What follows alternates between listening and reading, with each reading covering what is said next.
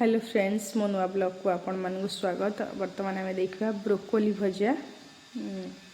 आपण जानी मार्केट रे भी शीत दिन बहुत मात्रा रे मिले। ये नाड़ देखुं मुझे काटुची नाड़र कौन करेंगे या छोट छोट पीस करके आर भितर गुड़ा पकेबे ऊपर गुड़ा एमती चोपा चाँची देवे तो भितर पूरा सॉफ्ट थाए। तो आलू ताको स्क्वायर करी काटिकी पकेबे ताको भल कि धोईकरी पियाज एपटे काटिकी गोटे छोट मीडियम साइज कंचा लंका और पंची फुटण देवे आपण हिसाब से आपण सुखिला लंका भी दे पारिबे। तो तापर पियाज ब्राउन हैला भितर आपण कोबी पकई नेबे। जानछन आदि बहुत विटामिन अच्छी या लोक सालड रे कंचार भी खाती। आमे तो खाई परिबानी ओडिसावासी से आमे टिके ताकू टेस्टी करी खाइबा। लुण हल्दी आपण जहाँ पकेबा कथा पकेबे। तापर स्क्वायर छोट छोट पीस करी टमाटो काटिकी पकई नेबे।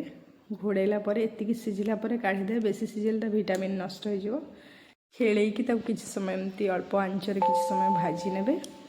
देखिए पूरा भजा आमर हो रेडी। आपण निजे खातु घर वाला को खुआंतु। देखिए बहुत टेस्ट लगे।